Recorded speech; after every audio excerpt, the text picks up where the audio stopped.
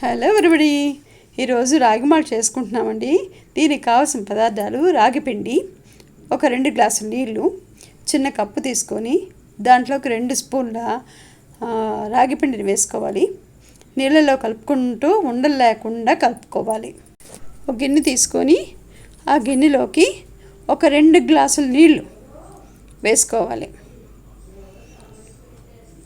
వేసుకున్నాక అవి బాగా మరుగుతున్నప్పుడే ఈ రాగి మిశ్రమాన్ని వేసుకొని అలా కలుపుకుంటూ బాగా మరిగాక పొంగుతున్నప్పుడు ఆఫ్ చేసుకోవాలి. ఇంకా రాగి జావ రెడీ అయిపోయింది. ఈ రాగి జావలోకి నిమ్మకాయని పిండుకుంటే బాగుంటుంది, పుల్లగా ఉంటుంది. పుల్లటి మజ్జిగ కూడా వేసుకోవచ్చు. ఇప్పుడు ఈ రాగి పిండిలోకి మజ్జిగ, నిమ్మకాయ రసం వేసుకొని కలుపుకొని తాగితే ఎముకలకి చాలా మంచిది. చిన్నపిల్లలు కానీ పెద్దవాళ్ళు కానీ ఎవరైనా ఈ రాగి జావ ఉదయాన్నే తాగినట్టయితే ఆరోగ్యానికి చాలా మంచిది.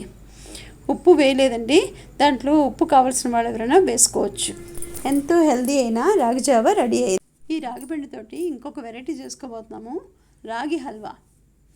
ఈ రాగి హల్వా కావాల్సిన పదార్థాలు: బెల్లము, రాగి పిండి, వాటరు, నెయ్యి 2 స్పూన్స్. ఒక గిన్నె తీసుకొని ఆ గిన్నెలోకి 1 గ్లాస్ నీళ్లు వేసుకొని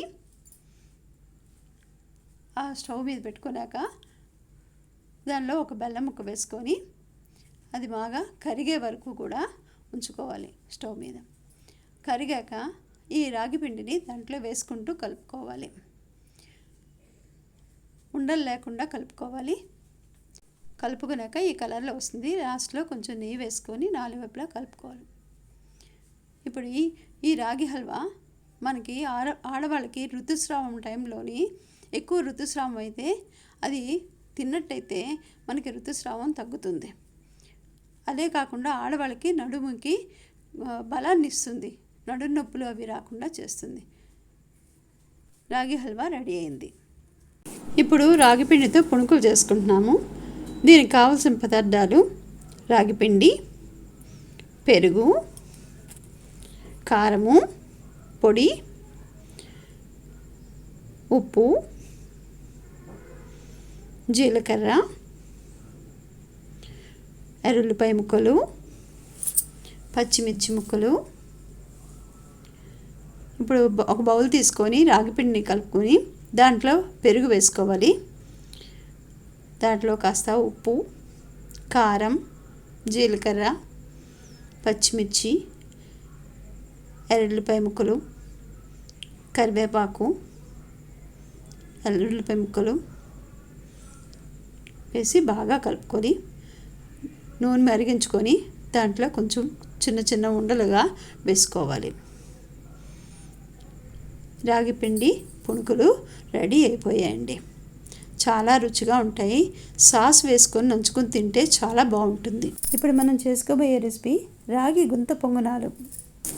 ఇంతకుముందు వేసుకున్న పుణుకుల మిశ్రమంలోనే కొంచెం క్యారెట్, జీలకర్ర వేసుకొని ఇది బాగా కలుపుకున్నాక ఈ గుంత పొంగనాలుగా వేసుకుంటున్నామండి.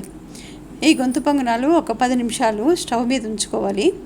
ఒక్కొక్క దాంట్లో గుంటలోని వేసుకొని ఒక్కొక్క స్పూన్ చొప్పున వేసుకున్నాక ఒక 10 నిమిషాలు సిమ్లో పెట్టి మూత పెట్టుకోవాలి. ఆ తర్వాత ఒక్కొక్కటి తీసుకొని తిరగవేయాలి. ఈ గుంత పొంగనాలు రెడీ అయిపోయాయి. చాలా రుచిగా ఉంటాయండి గుంత పొంగనాలు. చాలా హెల్దీ ఫుడ్.